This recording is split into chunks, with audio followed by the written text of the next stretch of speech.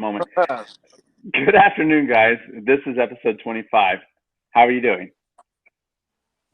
Doing really good. No, it's good to see you. Happy Sunday. Happy Sunday, Thank you. Jordan.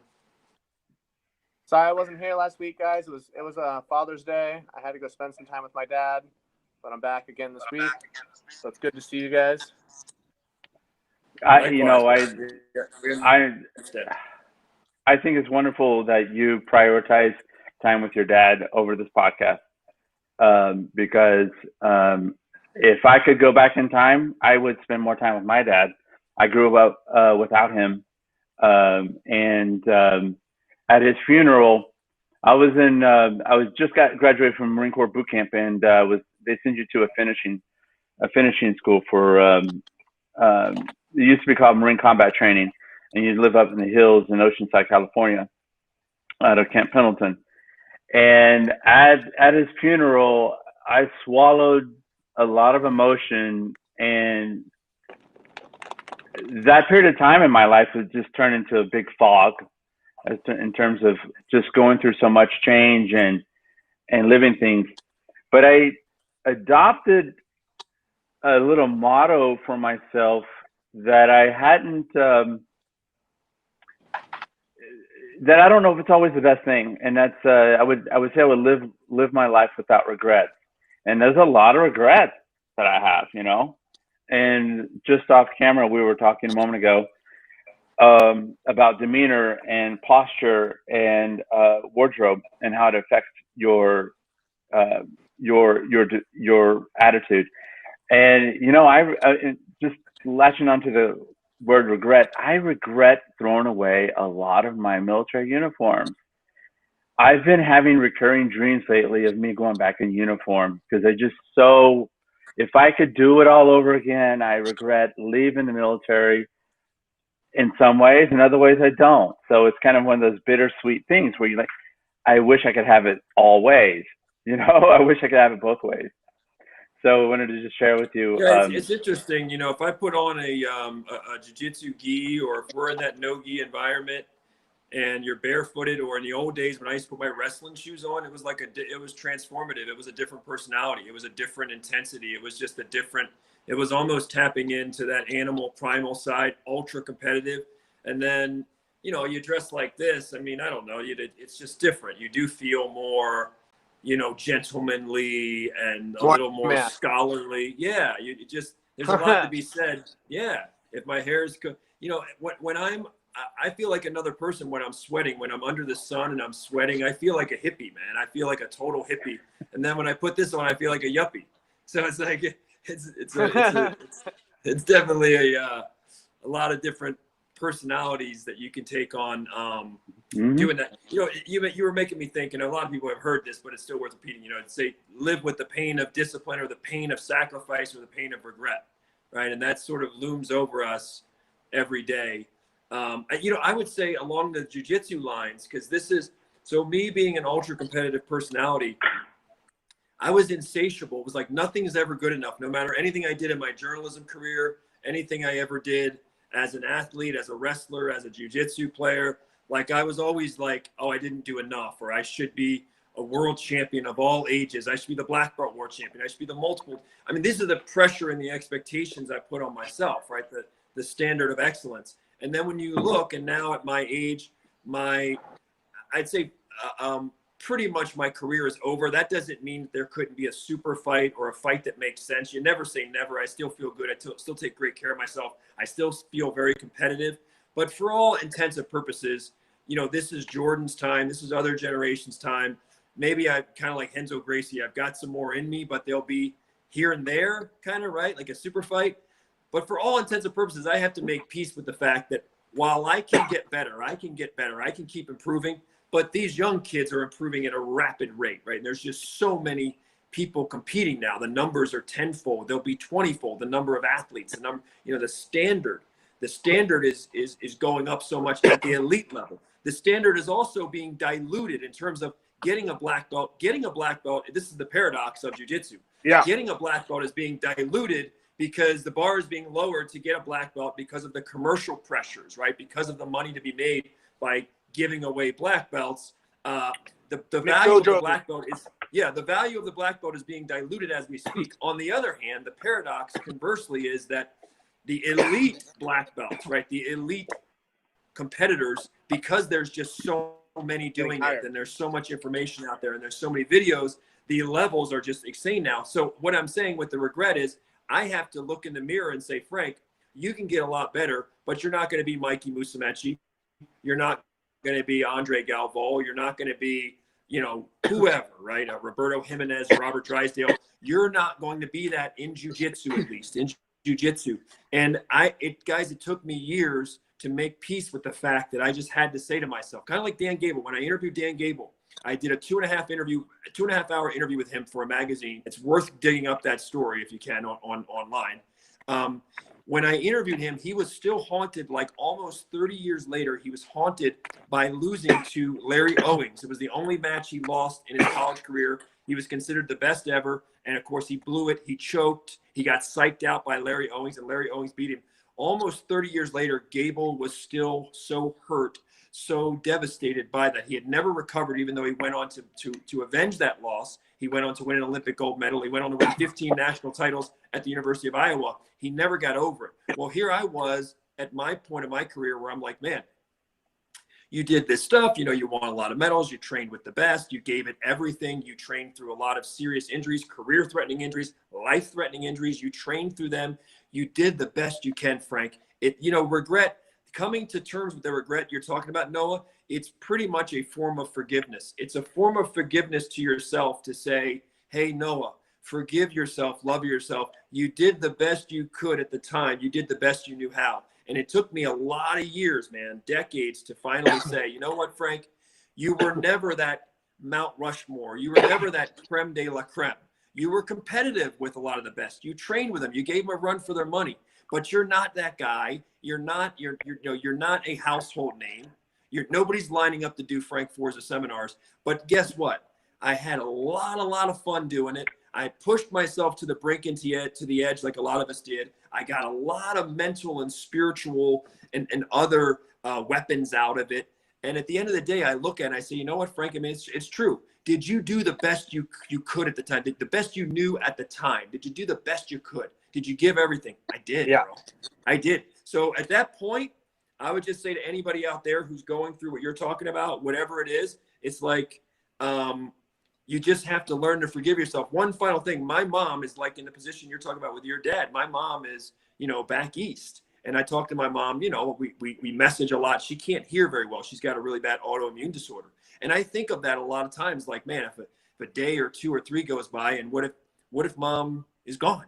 She's 70 years old now. And I think of that. And I think about, you're going to regret. Call mom, text mom, message mom, let mom know you love her, because you don't know how many more of those days, and you don't want to regret, oh God, I let a week go by and I didn't call mom, right? So in any event, it works both ways. It works in the motivation way. Hey, call those people, reach out to those people now. Do that thing that you're afraid of. You better do it now, because you don't know how many more days are left for you or them. And the other side of that is whatever baggage you're carrying, whatever emotional backpack that's getting heavy, you got to make peace with that, and you got to forgive yourself. Jordan, you've been waiting to chime in and add a lot to this. I think he's just been coughing a lot, but I know he's got something to say. Yeah. I have, we call that chronic cough. That's not Corona cough. But, gotcha. But I was going to say, I find that super, super interesting, Frank, because you're a super, super talented guy, super decorated guy. You've accomplished a lot. Like, you've done a ton in your lifetime. You've done interviews with the biggest guys. You're an interviewer. You've interviewed some of the biggest names. You're a jiu-jitsu competitor. You've competed with some of the biggest guys, right? You've done a lot of different things underneath your belt. Like that's the thing that's cool about you, Frank, is like, you're not like just a jiu-jitsu competitor. You're not just a writer. You're not just an interviewer. You've done multiple things, and you've done multiple things at a high level, So it's like, especially for a guy like you, Frank, it's really interesting to see the point of where you're at in your life because of how decorated you are and how accomplished you are. But to hear that you still didn't do as much as you really wanted to get done. And now you have to come to terms with that. You know what I mean? Yes, you tried your hardest, and a lot of people would agree that you did really, really damn good. But again, like, you didn't get to the point where you personally wanted to be. You wanted to be the Mount Rushmore, the best of the best of the best. And you were right there, but you just fell slightly short. You know, you had matches with the best of the best, and they didn't submit you, but they slightly beat you on points. That's happened to a lot of type of guys. And then you have to come to terms with that. You know, like, yes, you did awesome. You know, it's not like you were sitting on the couch and you were like, oh, I could have done that. You know, like, you know, you were in those competitions. You were there. You were doing it. It's just you didn't get the result that you absolutely wanted. And now to have to come to terms with that and just be happy with where you're at in your life, I think that's a really, really good lesson to learn from, especially from somebody like you. I was really interested as I was listening to you talk about that. Noah, did you have anything that you wanted to add to that? I'm informed by my yoga practice, Force Yoga, spelled with 2 R's, about forgiveness. And so cognitively, I know about the process, about how to practice forgiveness, self-forgiveness. And I'll briefly mention that the way you do that is you have to practice speaking to yourself as though you were speaking to a child, and to be, you know, you're not rough with them. As like, I have a puppy now, and although he's got sharp teeth and he's kind of big, I have to be calm with him as he's crazy, you know. So I think the path of forgiveness, the art of, or the practice of forgiveness is once you commence that process of forgiveness and forgiving other people, and it's probably something you should do a few times a year. Actually, now I'm thinking of it, we just hit summer mid-year. Now's a good time to do a little forgiveness exercise. In another podcast, I'll get into more details about what that means. But what that does is you readjust to your reality that you are at right now, and you accept things as they are. So when you do that, when you accept things as they are, then the fight begins about beating yourself, discipline yourself into working out of your own mediocrity where you are right now. You know, guys, I told you I was, you know, I've been sleeping, or I've been staying up late and not getting up early. Well, the puppy's taking care of that for me. I'm up early in the mornings between 4 and 6 a.m. every day. Although sometimes I go back to bed, you know, but and get a couple hours. Nice? Huh? Isn't having a puppy so nice? It's very enjoyable. Yeah, it's very enjoyable. But I am also, I right now I'm in an intense socialization period for him, so that he can hear a lot of sounds and a lot of different things going on, to adjust now, because this is that moment in his life where he needs a lot of exposure. But getting back to the practice of forgiveness. Can I add something? It's something I've learned with this, Noah, with, you know, that has helped me cope better. But by the way,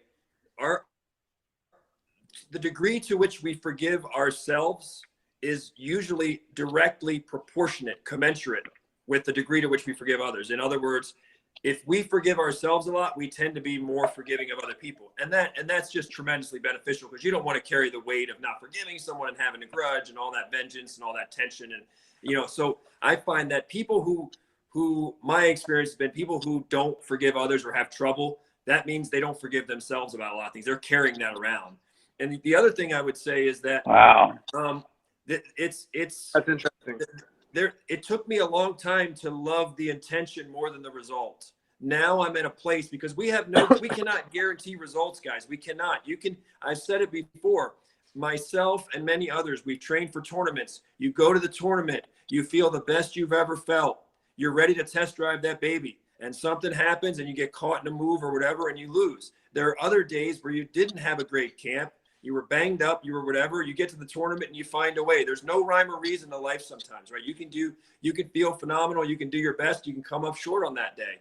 You can be the better man and come up short. That's just the way it is on that day, that time. So I've become a bigger fan as I've matured of intention over result, meaning did I control the variables? Did I give everything? Did I make the sacrifices? Did I discipline myself? Did I mentally fortify myself? Hopefully I didn't beat myself, right? I'm looking at those things and I take solace and I take reward from, and the same with an athlete. If you look at this, so Jordan, you're coaching there, 10th Plan in Las Vegas, and you're now a head coach of the afternoon program there.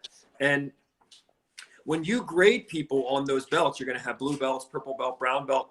You can't grade them all the same. People want, in our society, they want sameness. Oh, you got to treat me the same as you do every. No, it's impossible. You got kids that are autistic. You got people that have severe learning disabilities. You got 90-pound women in those classes. You got people that are 50, 60-year-olds that are PhDs, that are surgeons, that are working 50, 60 hours a week. Right? You cannot judge them all the same. You have to have, there's so many moving pieces. And so you have to look at the intentionality, at the effort. Are they giving me everything? Right? Are they giving me everything they can under the circumstances? You can't judge everybody. There would be very few black belts if it was just who's going to the big tournaments and destroying everybody, and they're the black belts and nobody else can get one. That's just not a fair system. Jordan, you were gonna weigh in. Yeah, I was just going to ask you to weigh in on that. I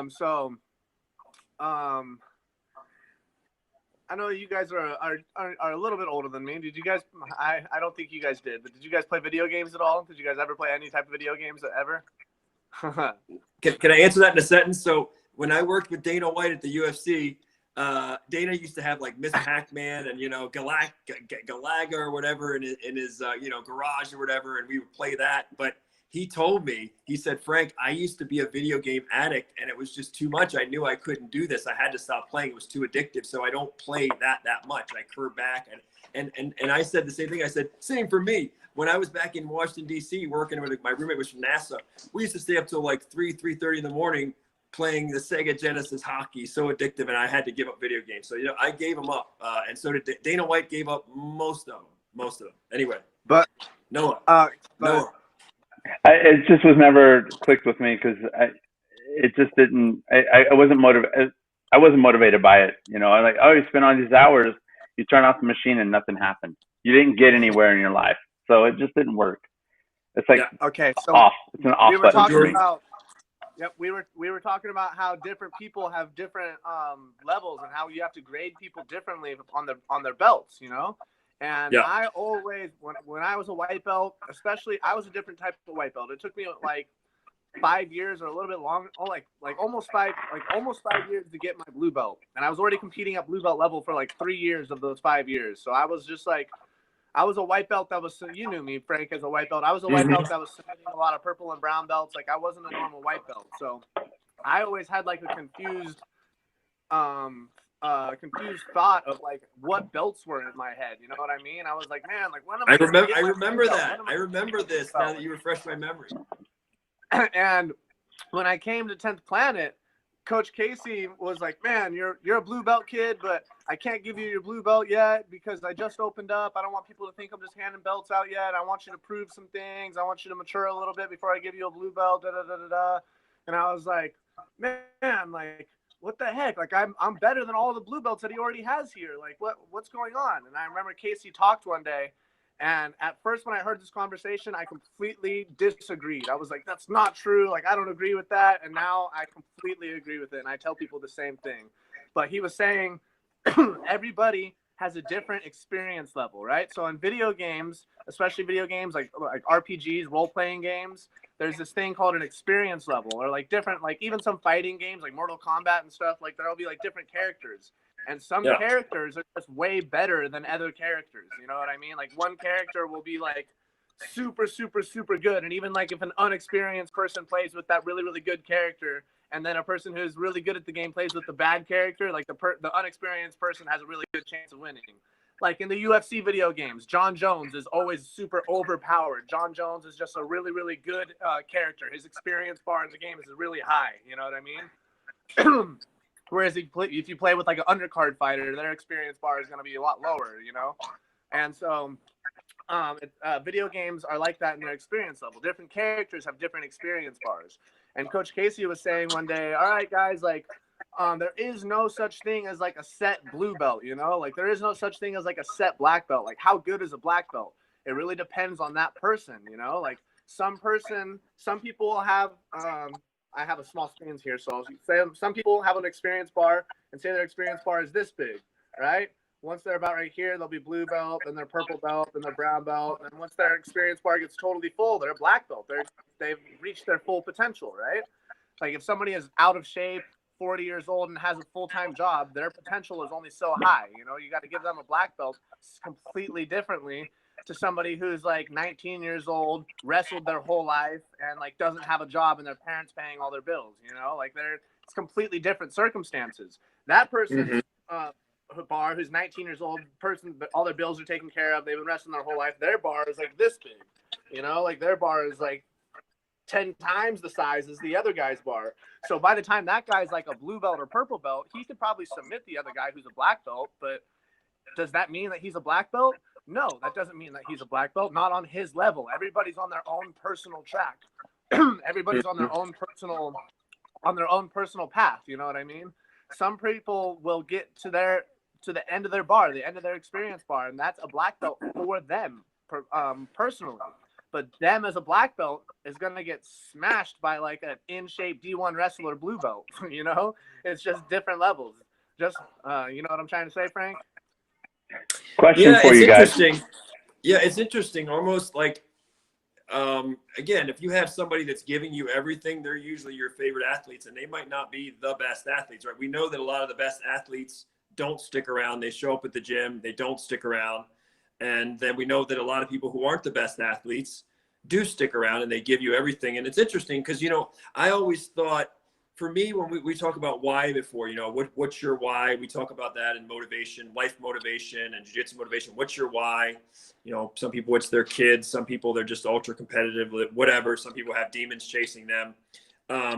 But I always think to myself, like one of the voices in my head about why is the phrase, don't go to your grave with great music in you. Like that's like a cardinal sin. Like you're not allowed, in my mind, like there's a spiritual mandate. You're not allowed to go to your grave with all this great music left in you that you didn't play, that you didn't use. And so when you think of the opposite of that, like what George is talking about, think about the students who didn't have a lot of talent, but guess what? They didn't waste it. They didn't commit the cardinal sin. So that's actually a beautiful thing. They're not on Mount Rushmore. That is powerful. They're not on Mount Rushmore. They're not a world champion. They're not the best student in the school. People sitting there coming for the first time their eyes aren't glued to them. Nobody's watching them. They're forgettable on the mats. But guess what?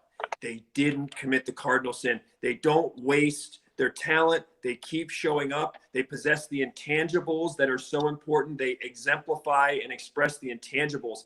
They are black belts if they keep coming and they keep showing up because they check a lot of boxes and they didn't waste their talent. The worst thing is, as one of my mentors, you used to raise me back in Baltimore in an all black neighborhood. You have an obligation to take your talents, your gifts, and share them and give everything. That's really the bottom line. So it's basically, look, we're not reinventing the wheel here. It's do your best, right? And people, we forget that in all of the clutter of the world and all of the messaging, we forget that, which is when you look in the mirror, the bottom line is, did you do, and Maya Angelou talked about this, you know, do the best you can today. And when you know better, do better, right? So do the best you can today.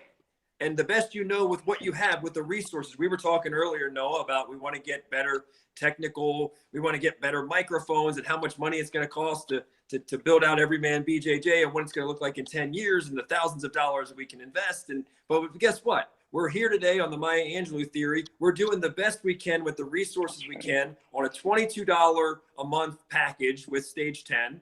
And we're making it happen, right? We're doing the best we can today. And in 6 months, we'll do the best we can with more, right? And that advice never goes out of style, man. It's never going to go out of style, which is, are you doing the best? And if most people are honest with themselves, and the beauty of the fight sports is when you stick around the fight sports, you have no choice but to be honest with yourself. You get exposed, the good, the bad, the ugly. You get naked out there on those mats, right? then the good thing is we all have to be honest. Am I doing the best I can? A lot of people in life, most people from my experience, are probably running around. They're giving nowhere near their best.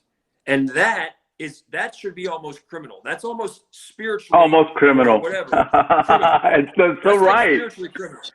Oh, you're right. That taps into the vein that I'm talking about, living without regret. There should be some sort of jail on earth or purgatory on earth for people that just are like, dude, you're just wasting your talent beyond, we're all wasting our talent to some degree. It's usually just degree. We all are still scratching the surface. We're all wasting it. Sometimes we just don't know that we are, but certainly some people are more egregious. You see them and you're like, I see them every day, guys, because I was a journalist. I see people every day. I'm like, this person has this phenomenal skill and they're lost. And they possess these phenomenal skills. And it's the saddest thing. You see somebody who feels lost and they feel empty and they're depressed. And you're like, do you realize how much of a Jedi you are at this or this? I've met a lot of people and you're exceptional at this. And they don't see it in themselves and they don't feed it and they don't cultivate it.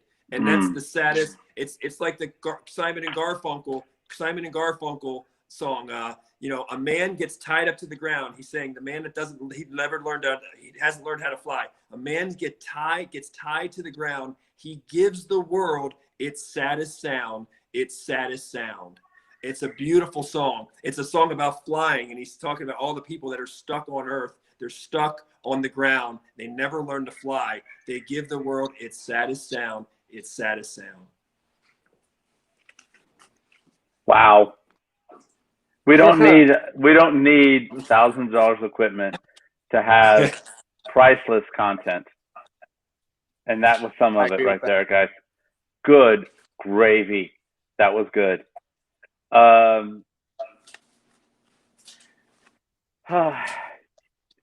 So that sounds all great. Yeah, I know. I got to take a breather from that because that was powerful.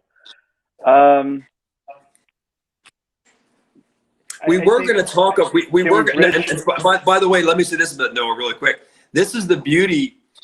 One of the great skills and one of the great underrated skills in the world is the art of listening. Right? You're a phenomenal listener. One of the best listeners. Thank you.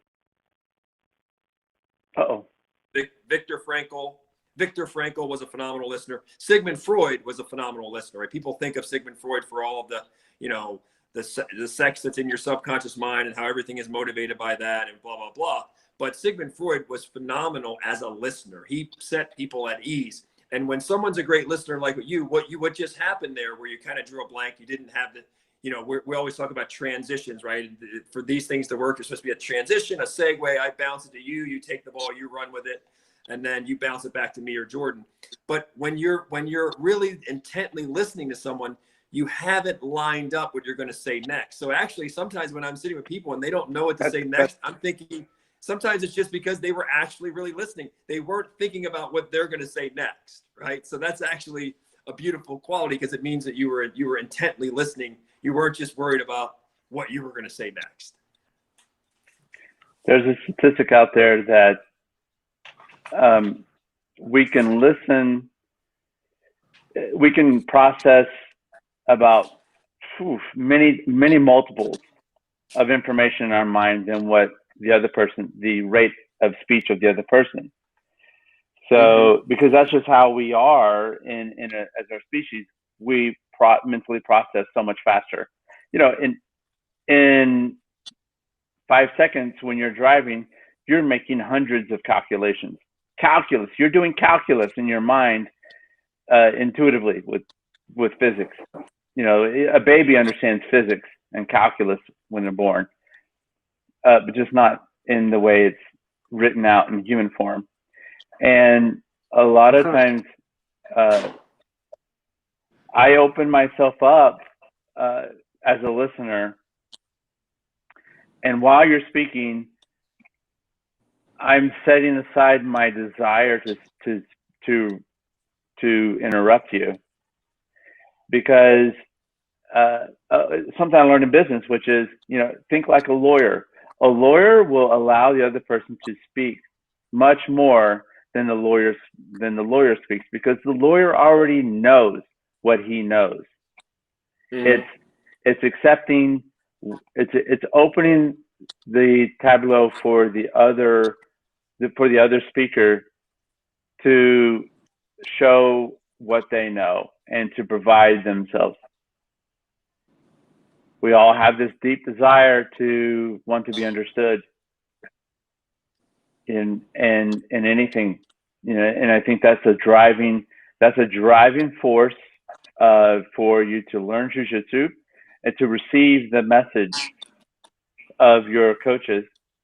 And then when you're a coach, it's a driving force within you to express the beauty and the rewards of the sport, whether it's knowing very technical, getting into the very technical aspects of it. Some people are scientists in that regard, where they want to be very technical. I would say John Danaher is a very technical. He likes to use, for lack of confusion, a lot of where appropriate, the Japanese term of something, because he wants it to be very precise. He expresses when he uses the Japanese term and when he uses the more colloquial term recently in London Real YouTube stream. And so I would suggest to go and watch that stuff. Listening, thank you. It's been a practice for me to shut up myself inside and to listen to others. I don't always do that in my personal relationships. I might add, just because I can do that here in the forum with you guys does not mean that I am angelic in all facets of my life. I am not perfect whatsoever in that regard. I try to practice listening because I want to learn from you two as we make this conversation soup together. That's a good phrase.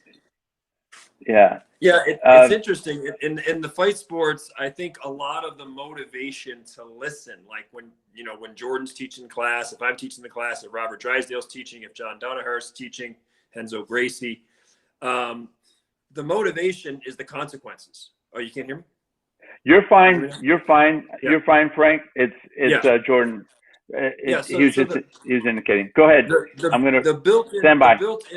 The built-in motivation in the fight sports is pain, is a consequence, right? If you sit there and you goof off, you don't see a lot of goofing off in the fight sports in terms of the students, right? Because there's that instructor could make you their training partner the next round, or they could match you up with somebody, or if you just goof off every day in class, you're probably going to get tapped more. So like I've always said, this is a great place for ADHD people because it demands your attention. It's hard to be ADHD on the mats because pain gets your attention. Getting tapped out gets your attention. I want to tell a story. This is not exactly related to this, but I did some seminars in Beijing a couple of years ago. I went to Beijing for 3 weeks. That was a phenomenal experience. I was over there with a translator. And, there were not a lot of, there wasn't the champion, the UFC champion now at 125 pounds or whatever. There weren't a bunch of great Chinese or Mongolian fighters. There were fighters, but they weren't at the level, right? So I went over there.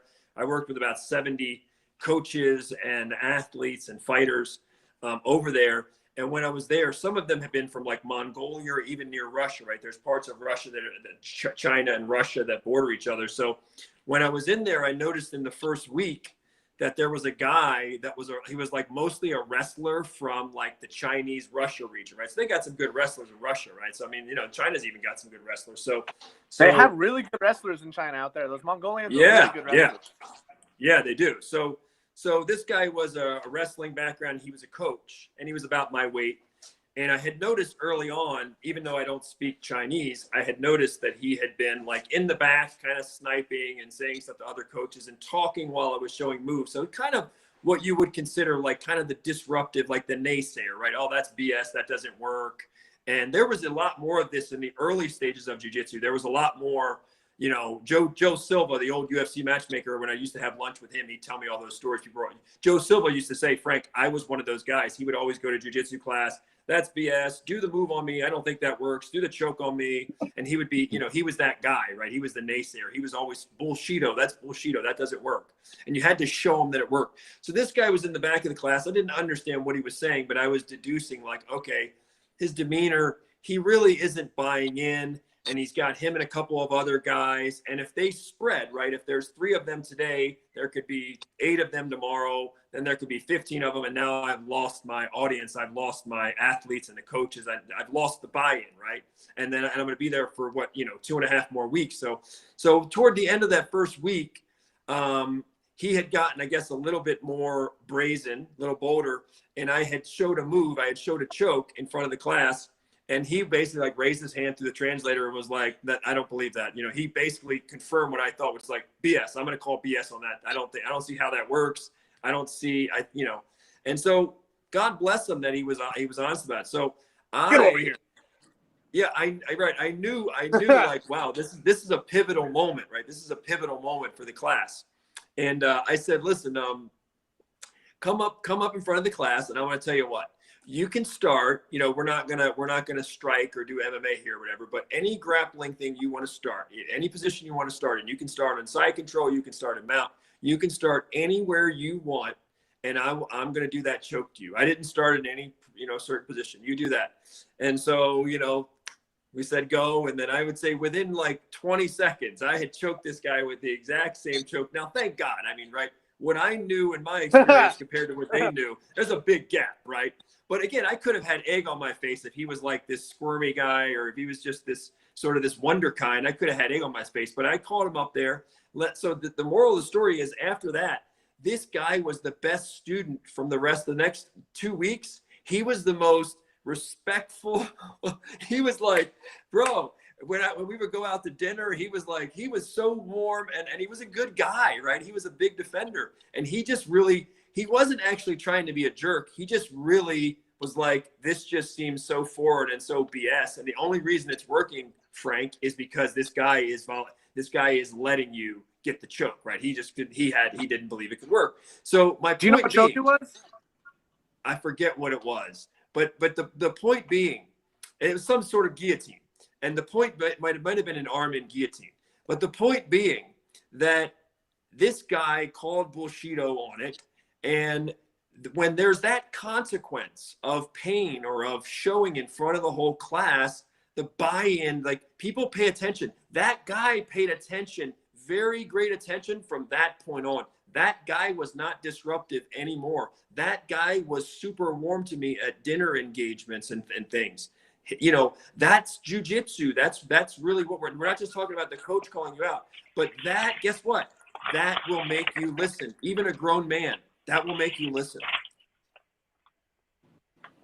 I'm taking a note here because I remembered I wanted to bring up relativism of grading of belts with relativism. You talk about your capabilities in the sport. Everything's relative. Mm-hmm. And that's an engagement. What you're touching on there is actually something I wanted to ask about, which is how you deal with the naysayers in your life and convert them to your strongest followers. Usually it's your enemies who are actually just on the other side of the ridge of being your best friend.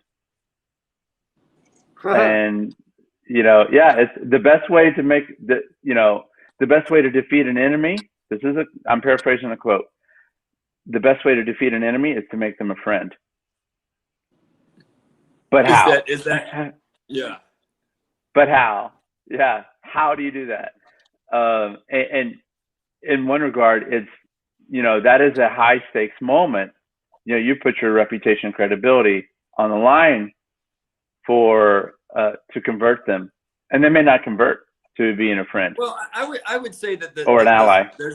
There's a lot of approaches to that. There's a lot that can be said, but at the end of the day, and I would take sort of a Tom Brady this is not Tom Brady's verbiage. This is my verbiage that I'm about to use. But I would say that, Tom Brady's got 6 Super Bowl rings, right? So whatever people say about him, they talk about, Patriot Gate or whatever. They can say, well, there was this and there was this.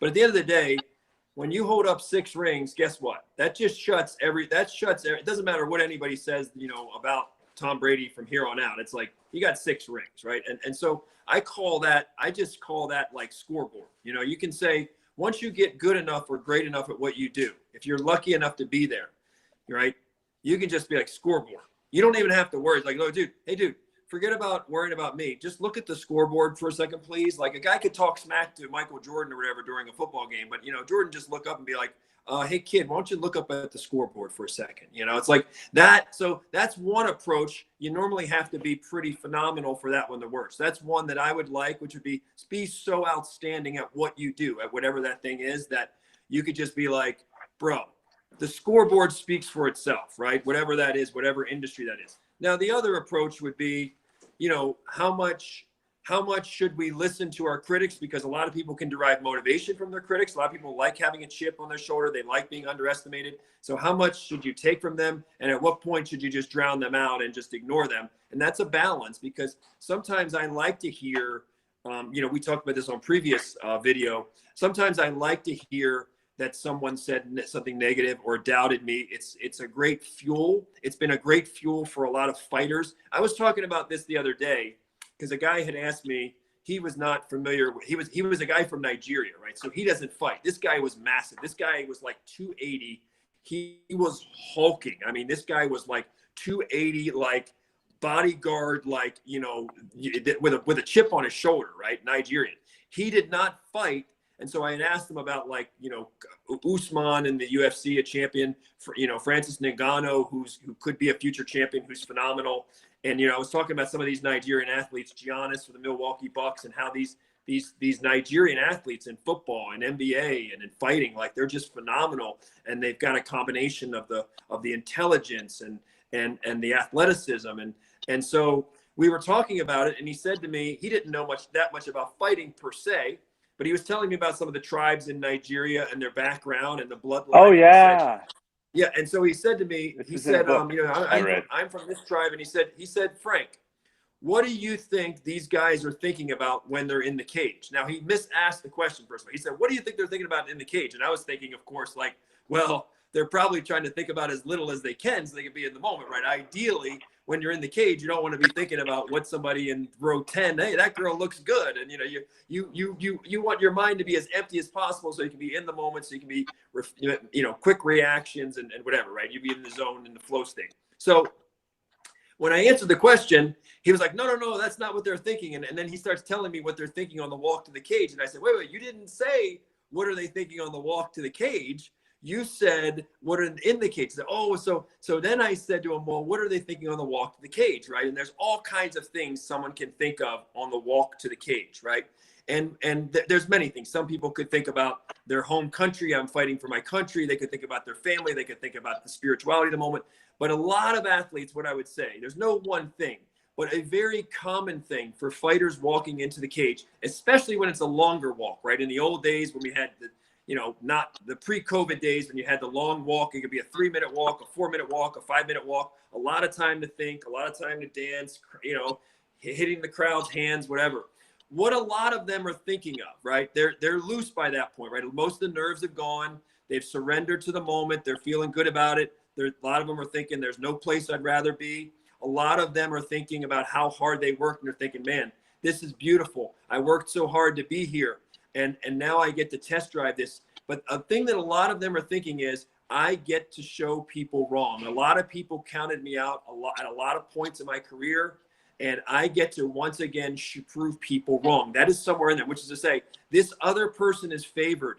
People think I'm going to get slaughtered. Guess what? I'm going to go out there. I'm going to perform. My life's about to change because I'm going to beat this guy. I'm going to shock a lot of people, and there are going to be so many great opportunities that are coming to me from here. So I'm going out there today. I'm going to claim this opportunity, and a lot of them are feeling like it's going to be my day. But what a lot of them are thinking, they're thinking good things. They're empty-minded. They're relaxed. But somewhere in there is how hard I've worked to be here. Thank goodness I'm here, and I'm going to go probably take this guy out, and a lot of people are counting me out, and I'm going to go shut him up. Ali used to do that with guys too. They thought Ali was going to lose some of his first early fights with George Foreman. They're like, they thought Ali was going to get slaughtered by George Foreman. They were like, you're going to get destroyed. You talked so much to the wrong guy. That's what they thought. And they thought that about several Muhammad Ali fights. Dude, you wrote a check with your mouth your body can't cash. This guy's going to slaughter you. But a guy like Ali can walk to the ring and be like, okay, guess what? I had a great camp. I feel phenomenal, and I'm going to shut all you people up and show you today. And I think that for a lot of athletes, especially at the elite level, there's some version of that. You know, maybe not when you're that's the danger when you're GSP. Once you hit a certain level, you can lose that kind of fire where your brain can play tricks on you and start thinking of everything you have to lose rather than everything you have to gain, right? And so the brain can play tricks on you when you're a dominant champion sometimes, and you make that walk because you might lose that little edge like that sometimes. But I think a very common thing for quite a few fighters is to think, it's my day. I had a great camp. I'm excited to go out there, and there's a lot there for the taking. Everything I want is a dream away. Everything I want is 15 minutes away. Everything I want is 25 minutes away. And that's a good way to look at it, instead of, oh man, I could get knocked out. They could wake me up. I could go to the hospital. You don't want to be thinking. You don't want to think that.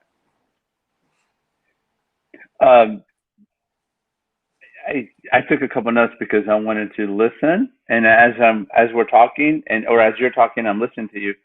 I wanted to connect things with what you're saying, and one of them is, darn, yeah, Mr. Jordan Worth. I guess he's rejoining. Oh, he lost his audio. I'm going to wait for him. I'm going to bring him back in real quick, and I'm going to share something here. Hey, Jordan, can you hear me? Yes. Man, why is it only mine that does that? Yeah, I think it has to do with just your tech, just your hardware. As Frank was talking, I had two thoughts. Yeah, I have an older iPhone. Probably. Yeah, well, we're going to hook that up.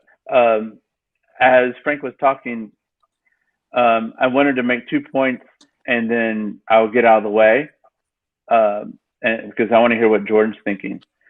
When I was working in banking, and I was dealing with some of my colleagues, and they were really tough on me, and I was a little bit arrogant about them and how I looked at them, and in some ways. But I would think when I moved to New York, I started listening a lot to U2, the band U2, and they'd come out with an album that had a track on it called Cedars of Lebanon. And although that the song's context is different than this when I'm applying, there's a lyric that is, choose your enemies carefully because they will define you, make them interesting. Because in some ways they will mind you. They're not there in the beginning, but when your story ends, going to last longer than your friends. And I would listen to that song a lot of times whenever I'm feeling a little stressed out by them, and I would remind myself of who I'm choosing to be in there as a quote enemy, or someone who who you allow to upset you that much. And then along that time, when I was listening to the lyrics, and during that time, I was a huge fan of Lance Armstrong, fellow Texan. And you're talking about scoreboard. Lance Armstrong made, regardless of his PED history and his anger that he has, and who he chose his enemies to be. Scoreboard, cycling is an individual and a team sport, just like jiu-jitsu, and it has tremendous amounts of personal suffering within it. And you cannot deny the fact that he's a 7-time champ of the Tour de France. But unfortunately, it all got taken away from him. And Frank, I wanted to ask you to contrast your thoughts with how Tom Brady has 6 Super Bowl championship rings. Contrast him in what you said with Lance Armstrong's legacy. It is serendipitous that you asked me this question, because I was just talking about Lance Armstrong late last week.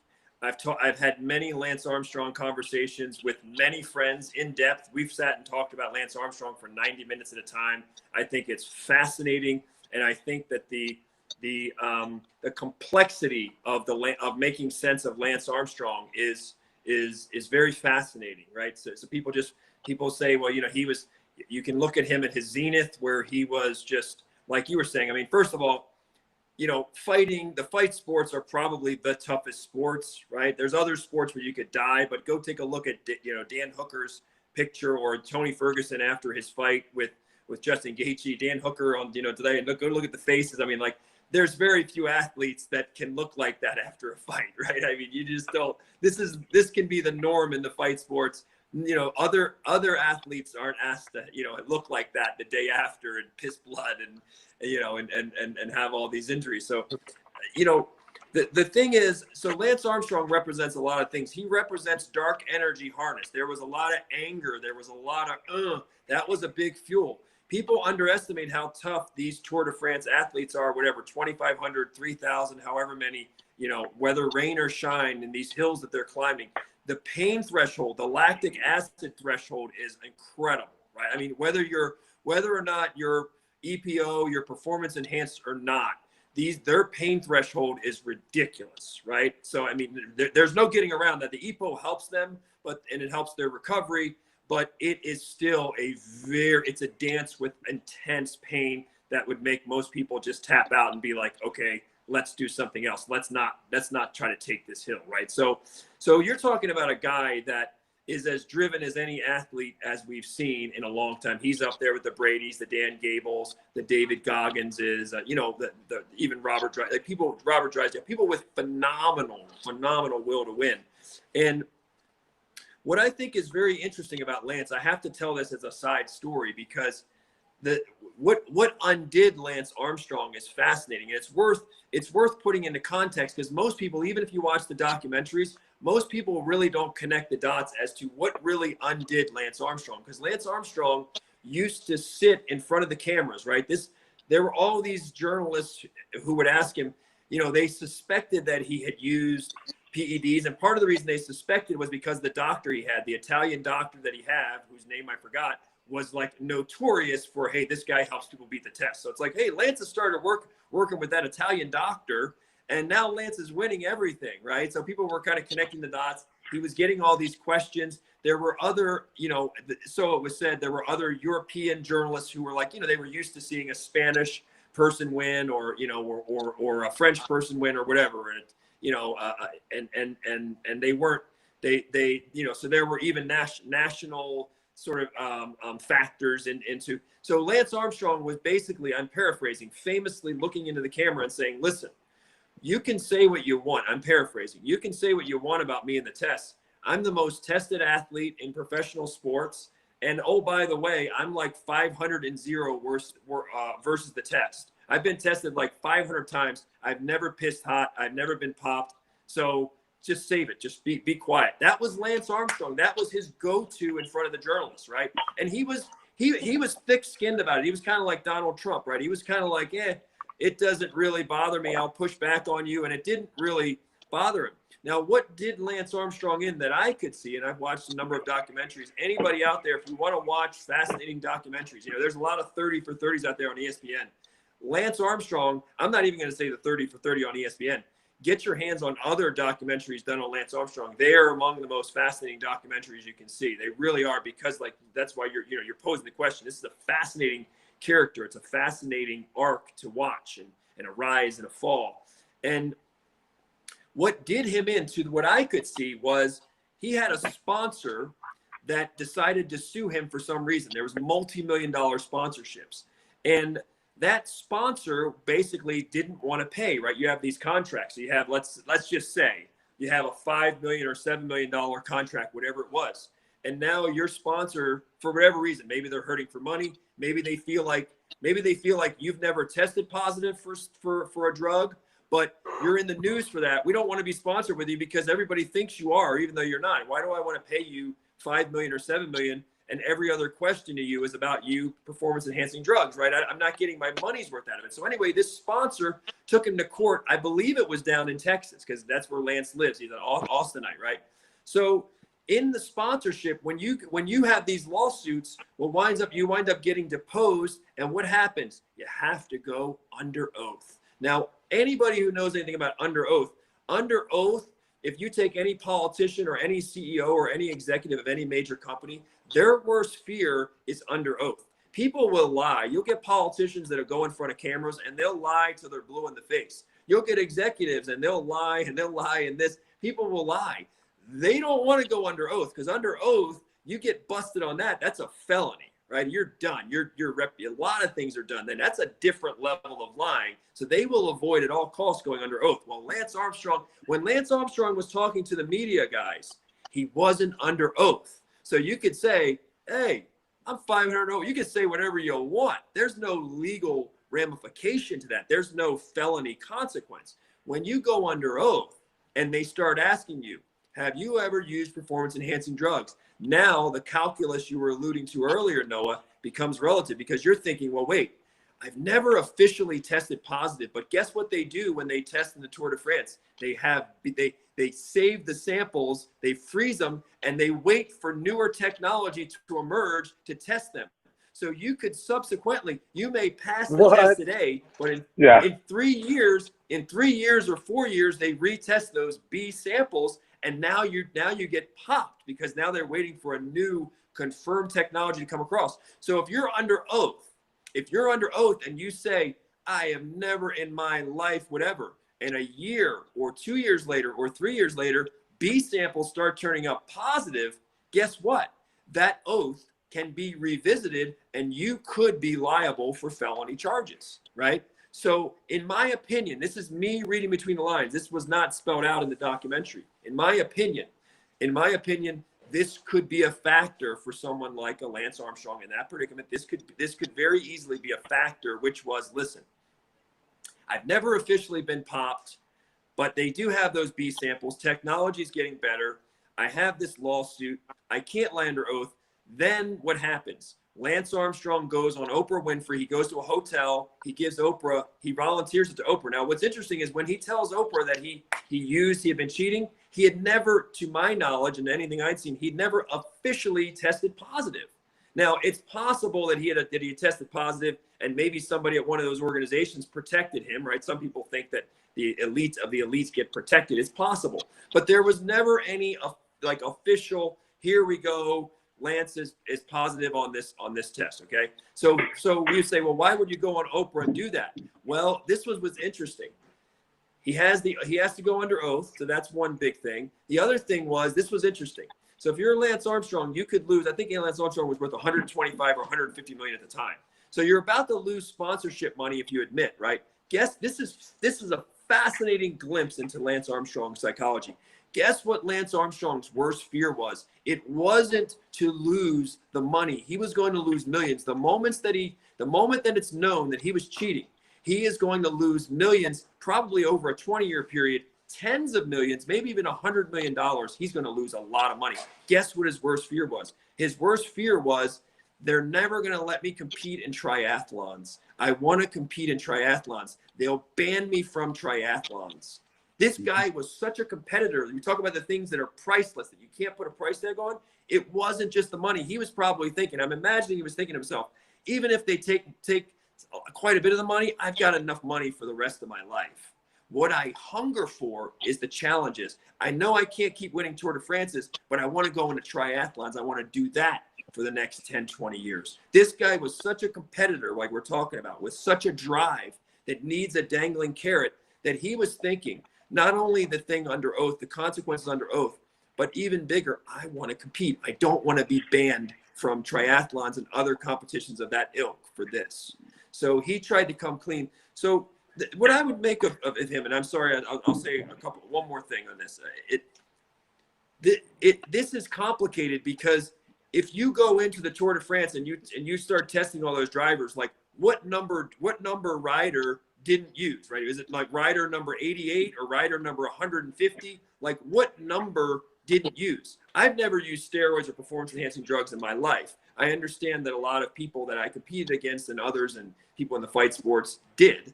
But at the end of the day, you know, Mikey Musumeci and I talked about this years ago when he won his first black belt world title. You know, it's like, you know, a lot of guys were on steroids. It's like at the end of the day, when you're an athlete, you can know that they're on steroids. At some point, you don't want it to bother you because then it becomes a built-in excuse. You become like, if you're that worried about guys using steroids, then you've already got a built-in excuse or a built-in bias that can work against you. Where you think, oh, he's going to be stronger than me. He's going to be more this than me. So at some point, you just have to make peace with, hey, they're on steroids. I'm not. I'm still going to beat them. You just have to have sort of a Nick Diaz mindset, right? I was just going to say that. So that's the kind of mindset you need. Dan Gable wasn't worried about if somebody was on a steroid or they were. It's just like, I'm going to devour you. I'm going to beat you. And if you're and furthermore, you know, Jordan, you and I have talked about this. Furthermore, the fact that you're on steroids means you're mentally weaker than me, and I'm going to exploit that. Right? You use it to your advantage. But so Lance Armstrong, at the end of the day, you know, it's like a lot. Life is messy. There's these shades of gray. Like life is messy where we can't just say, I mean, you know, you talk to people like certain Navy SEALs or elite anything, people elite in any profession. You ask the elite people how they look upon Lance Armstrong, even the elite people in any industry, how do they look upon him? Guess what? Most of them are not as hard on him as other people. People on the other 90%, 95% are harder because they're just like, you're a cheater, you're whatever, right? And I understand that. I understand that mindset. But the elite people are more like, well, you know, if you're not cheating, you're not trying. And even the elite people that aren't cheating are still like, I just don't even care about it. I'll beat them anyway. So yeah, Chael Sonnen used to say that, you know, and others have said that, you know, if you're not cheating, you ain't trying. If you ain't cheating, you ain't trying. But my point is, it's weird because you know, still all the steroids and the PEDs didn't do all the work. They didn't wake the guy up. They didn't make him do all those races. They didn't account for the drive. There's a lot of phenomenal talent there. And probably in a sport that's so dirty anyway, it's like, who would have beat Lance Armstrong? If I personally think, this is the way I look at Lance Armstrong. If there were no PEDs, I think Lance Armstrong probably is the best rider in the world in his time period. I think he's probably, I'm making an assumption, but when I look at the intangibles and the drive in this guy and he had a naturally super high VO2 max like you need to have. And I mean, I'm like, okay, if the playing field was level, I think Lance Armstrong would have still been the Tour. I think he's just a stop at nothing. Like, I think even a clean race, Lance Armstrong probably beats. And we don't never know, but I kind of look at Lance Armstrong in that way. But having said that, I don't recommend young athletes out there to go that route because, you know, it's dangerous because Lance Armstrong, you know, we were talking about this earlier with me and the insatiability, where you can win and you can have these awards and you're never happy and you're kind of miserable, and you see rich people that have everything and they're not happy, and you could make an argument, and I don't know Lance Armstrong. I have a good friend that I train with that does know him well, but you could make an argument that Lance is kind of one of those guys who sort of like got everything but wasn't that happy, right? He just kind of had this like nothing is ever good enough, and so people can decide for themselves, Noah, is it worth it? Is the juice worth the squeeze? Do you want to sort of sell your soul and do a bunch of things? Are you okay with that? Like, how are you wired? And you can decide. You'll decide. Some athletes out there are deciding, hey, Frank, I know that if I don't use steroids, maybe I'll be the 6th best in the world, and I'm okay with that. I don't want to wake up and lie. I don't want to lie to my students. I'm okay with that. And as long as they're okay with that and they feel good about that, there's nothing wrong with that. Somebody else is so driven and they're saying, listen, Frank, I've had guys tell me this.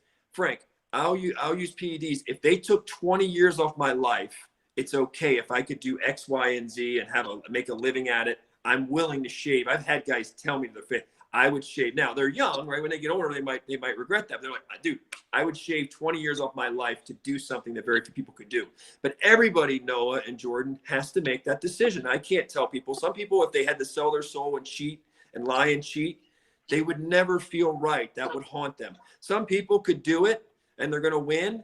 And it won't bother them as much, but they may never be happy, right? So I don't know. I guess if the way I look at Lance Armstrong is there's still, like, if we had Lance Armstrong on the podcast, and by the way, Lance Armstrong, like a lot of people, I think I'm speaking for Jordan and Noah and us, we're not trying to throw you under the bus. We actually, we're understanding here, we're forgiving, and we understand life happens, and we understand that we all fall short in certain areas of our life. We're not trying to, just sit here and gang. We have our own areas. We have our own flaws. You're welcome on Everyman. We're nobody now, but you're welcome on Everyman BJJ whenever. We'd love to have you. Because I adore him. So I adore him for his strength. Lance Armstrong. Look, if we had Lance Armstrong on here, we would learn a ton from Lance Armstrong, even with his sins and the areas where he came up short and the areas where he lied. There is a phenomenal amount. He's not just a cautionary tale. There is a phenomenal that is also very positive and very exceptional and very special about Lance Armstrong. And I think that the elite of the elite recognize that, hey, Frank, we know he fell short. We know he did some things wrong, but damn, that guy is still superb. He's still exceptional human. I think that that's probably, and that's probably my opinion is I don't recommend the lying and all that catches up to you, it eats at you. I'm not wired that way. But on the other hand, I would love to sit down for 2 hours or 3 hours with Lance Armstrong. We all would, and pick his brain. And I think it would be fascinating, and I think it would be valuable.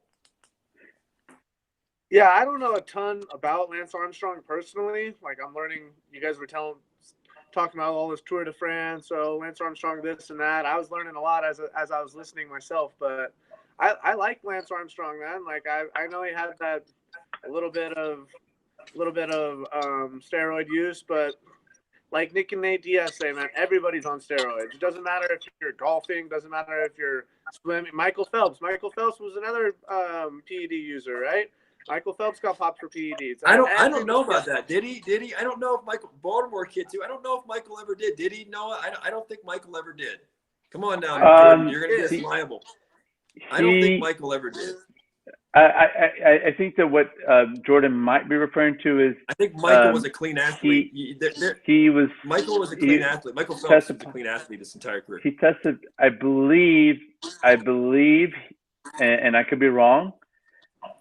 He tested positive for marijuana, THC. Michael Phelps for sure tested positive for marijuana. I think that's what and I'm pretty sure that's what Jordan might be referring to. I know for 100% fact he tested positive for marijuana. I do not know. I might be wrong. Yeah, I'm pretty sure Michael Phelps was never, and we want to clear his name here on the show. Again, right. Michael Phelps, to my knowledge, was never, ever, ever a PED user. He's never been popped. So Michael Phelps. Look it up right now after the show. If he's not, I apologize. But I'm just saying. Until we prove other, Michael Phelps has never, ever, to my knowledge, to Noah's knowledge, tested positive for PD. So he's a clean athlete. However, I think there was some kind of run-in. There was some kind of run-in for, something in his personal life or whatever, where, like you guys said, maybe it was pot or something like that. But yeah, Michael Phelps is a clean athlete and, arguably the best Olympic athlete in terms of medals ever. So yeah, Jordan, don't besmirch. I'm a Baltimore boy. I'm from Baltimore too. So Michael Phelps is the man. So we love Michael Phelps. I'll look it up right now. I might be wrong. And you probably love him. If he did smoke pot, then Jordan loves him. If he did smoke pot, Jordan loves him because Jordan's. I love him. Yeah. He definitely 100%. He smokes weed. He's like an open pot user. But I do not know for 100. I don't know for sure if he got popped for steroids. I heard that he did. No, I only heard from somebody. I had never seen like an article or anything like that. So I only all right. So you gotta. No. Jordan has to go read a book on Michael Phelps now. That's Michael Phelps. Don't be the great Michael Phelps. Back to Lance Armstrong. Right now on Google, Frank. Here's an interesting fact pattern about Lance Armstrong. Up and coming, and you'll see this in ESPN's 30 for 30, and they laid this out well. Here he is up and coming, a monster on the bike, competitive, and he develops a medical issue with testicular cancer. And his comeback, he creates the Lance Armstrong Foundation. So, and everyone's buying these yellow wristbands, and this entity that is attributed to him, a huge foundation is created, and then he needs a sponsor. So he reaches out, he crossed paths with the federal government, the U.S. federal government. How? Through U.S. Postal. U.S. Postal is a semi-quasi federal government entity. And I know I've said this in the past where Frank has nailed it. When you go under oath, you have to say three things: the truth, the whole truth, and nothing but the truth.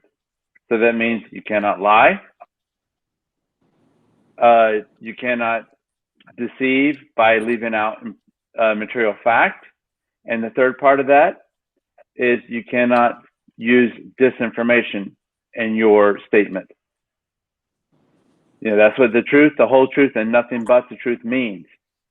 Is you got to speak the truth, not a lie. The whole truth, you can't leave out material fact. And the third one, you cannot use disinformation in your response. So you're dealing with the federal government that has unlimited power to sue you, and they want their money. That was painful to watch.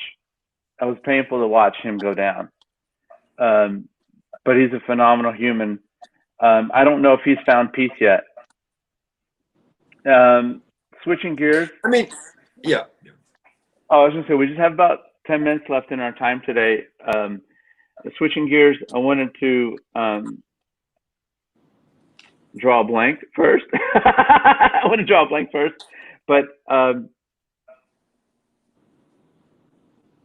wow, I'm sorry, guys. I just draw. I should have wrote my note down. You had mentioned something to us at the beginning about what did he say at the beginning to us? Oh, I know what I want to say. What I want to say is I'm not following all of the drama behind John Jones. I guess he's wanting to make his money before he retires. I don't want him to throw away his chance here. Where he's at in his condition. He's talking about all this retirement nonsense talk that people are talking about. This fits into our conversation today, where athletes they may regret wanting to step away from the sport at this point without finishing off. They're wanting to do this over money now, which is, I understand. They're at their story arc where they're at. They want to make a lot of money, but they're asking. Chael Sonnen nails it. They're asking at the wrong time. This is tough business right now for the UFC to be asking so much money. That's just greed. It doesn't play well optically with these athletes to be asking so much money whenever everyone is hurting right now financially. I mean, it may be the case that the UFC knows it's going to make less money right now, but for the athletes to take less, right? So if you're the UFC and you go to the athlete and you say, listen, we're having a rough year, pay-per-views are down, we're not getting the live gate, etc. We're not having as many shows, so we're going to have to pay you half. Well, that's hard, especially for a lot of athletes, a lot of fighters who thought that they thought, hey, I'm not making as much. Even when you paid me 100% of what you were paying me, that wasn't enough. That wasn't what I deserve. So now to ask me to take a haircut because you're having a rough year, so you can naturally understand an athlete thinking that, but like you're saying, if you put your business, this is the interesting thing.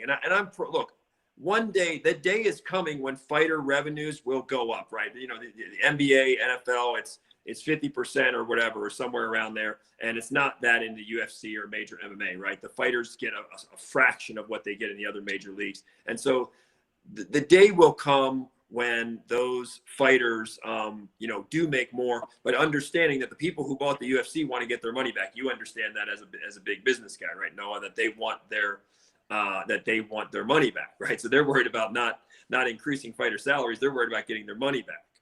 And now COVID happens too. So it's a very tough time for fighters to try to get more of what they deserve or to get a higher percentage. It is a tough time. And the interesting thing is, though, when you first time I ever worked for myself was right around 2013. And when I did, you know, you become a businessman, a consultant, a small business person, and you realize how hard it is, and you realize how many hidden costs there are and how many fees and how much you get nickel and dimed. And when you put that hat on, and I am not justifying, because if I was fighting, I would probably feel like, oh my God, if I was a good fighter, a winning fighter, and you always want to make more money. You're wired that way, and it's hard when you're a fighter and you know you can beat the crap out of some other guy, and you find out he's making more than you, or he's making twice as much as you. That will drive you nuts, right? You're like, dude, I will beat his face in, and he's making, 30%, 50% more. That will drive you nuts. That whole game. NFL, same game. I have more catches. I have more touchdowns. He's making more than me. It will drive you nuts, because you want the world to be fair, and the world is not fair, right? And if we all want the world to be fair and it's not fair, and I totally understand the athletes being like, dude, come on now. I'm better than this guy, whatever. And I even have better numbers, and I have whatever. Demetrius Johnson, right? Come on, Dana. I'm the best small guy you guys have ever seen. But the counter argument is, well, you're not exciting. Nobody wants to watch you. So there's this whole game. I understand fighter frustration on that. But I would say to my fighter friends, just for balance, like you were saying, you look at what's happening to COVID, with that. And if you also just look and you put your businessman or businesswoman cap on, and you look at how many things can go wrong when you run this, because the UFC is assuming a lot of the risks, where if you pay for a venue or you book a venue or whatever it is you do, there's a lot that can go wrong. They are on the hook. It's the fighter's blood and the fighter's heart that makes this show go. But in terms of all the risk, in terms of the legal risk, etc., lawsuits, and even, concussion lawsuits, the UFC assumes a lot of costs and a lot of liability, and a lot of attorneys for that liability. There are a lot of costs. And I would just say, that's the thing as an athlete that we would have to keep in mind. If I was a fighter, is you would have to keep in mind that there are a lot of moving pieces to this whole thing. Maybe greed is some of it. That's fine. Maybe greed is some of it. But there are also a lot of moving pieces, like you said, with COVID. And so you're right. I mean, this is the time.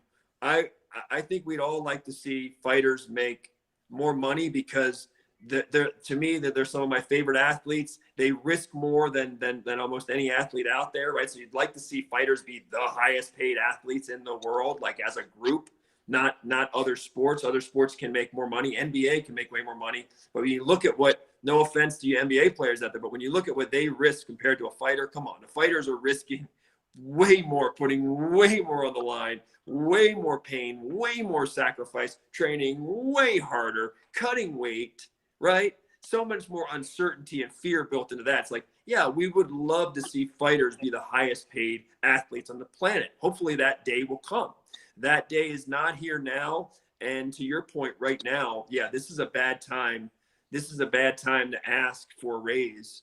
But again, maybe what John is saying, and I don't know John, we all like John on the show, but maybe what John is looking at is like, look, if they did want me to take a haircut and make less, hell no.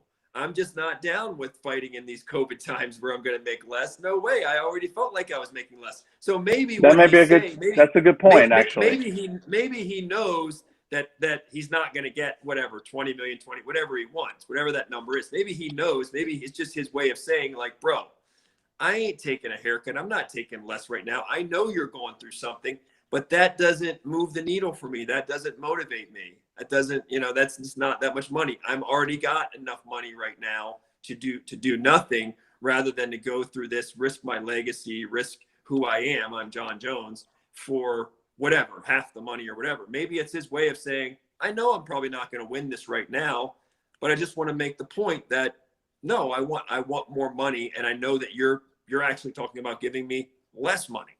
So that makes sense. Come see me when COVID's done. Come see me. That makes sense, actually. Star power.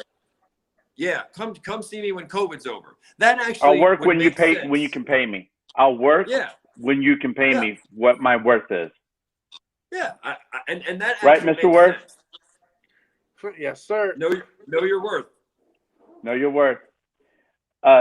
This has been a wonderful experience today. I appreciate it. I would like to see if we could get together later this week, or like by Wednesday, if we could do another podcast, because I wanted to talk a little bit about a topic about Gavin DeBecker and when to pull the trigger. And I mean that not with a firearm, but with in a self-defense perspective on the street, because there's a lot going on.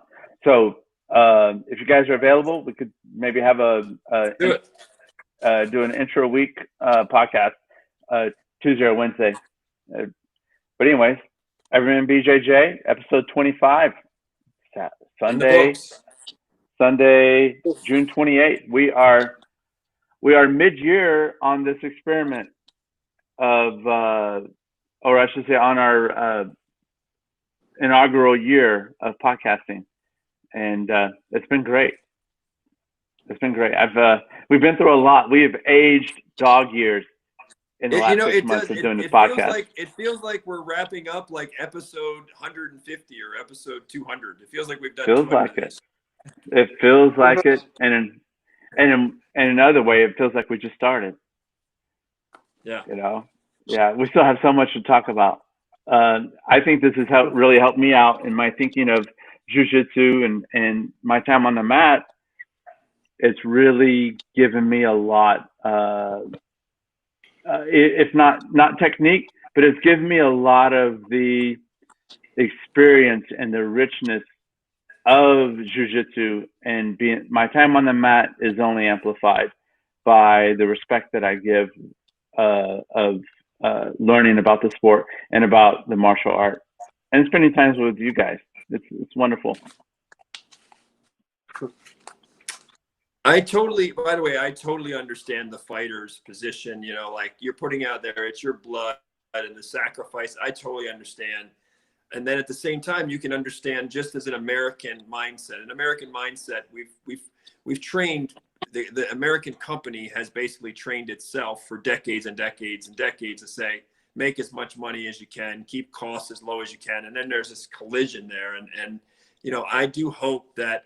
I hope, first of all, that the UFC can make a lot more money. And I hope that they can share a lot more of that money with the fighters. So I hope they both win. The UFC is a phenomenal product. So I hope that they get their money back and they can be in strong standing. But I also hope that the fighters, you would like to believe that if you put a 10-year career and you bleed, a lot of these fighters maybe leave after 10 years and they didn't really make that much. They made enough money to pay for those 10 years, but they don't have like money for the next 15, 20 years, right? You'd like to see a pro athlete at that level giving everything, be set for the next 15, 20, 25 years if they were financially prudent, not have to do side things per se, because we see that in some other sports. So hopefully the day is coming sooner than later where the UFC is so much bigger, but also the athletes can be like NBA, NHL, Major League Baseball, NFL, where if you put in a good 10-year career and you've entertained, you gave everything, you made enough money to where you're not like, oh, I got enough money for the next year or year and a half, and then I got to go and, do whatever. Like, you'd hope that there'd be a bigger pot there for them. I mean, I hope that day comes. Yeah, I don't think the UFC's there. I know there's pension programs for the other sports, the headline sports, NFL, NHL, NBA, NBA. Yeah. Dana White said this is an opportunity, not a career. Wow. Yeah, there you go. Dana White said, I don't know why these dumbass guys keep looking at this like a career. This is an opportunity, not a career. Yeah, Sapo's back in Belo Horizonte, and he's running the family business. He has his academy, but the family business there is he has a retail clothing store that his mother's run, and so I talk to him. Frequently, and I'm at the store dealing with COVID-19. We're trying to, I'm trying to just get people's clothes out to them, So it's an interesting perspective. I intend to go to visit him in Brazil and go train with his monsters on the mat down in Minas Gerais. But anyways, time for me to get going here. Maybe we can plan to meet on Tuesday or Wednesday and go through some more stuff. Appreciate your time, Awesome. guys. All right, you guys. Happy Sunday, guys. Be blessed, I'll see you everybody. guys Thanks, later. everybody, for watching. Everyman Thanks, guys. BJJ at gmail.com. Any comments, feedback, everyman BJJ at gmail.com. Happy Sunday, guys. I'll see you guys again soon. All right. Later. Thank you, guys.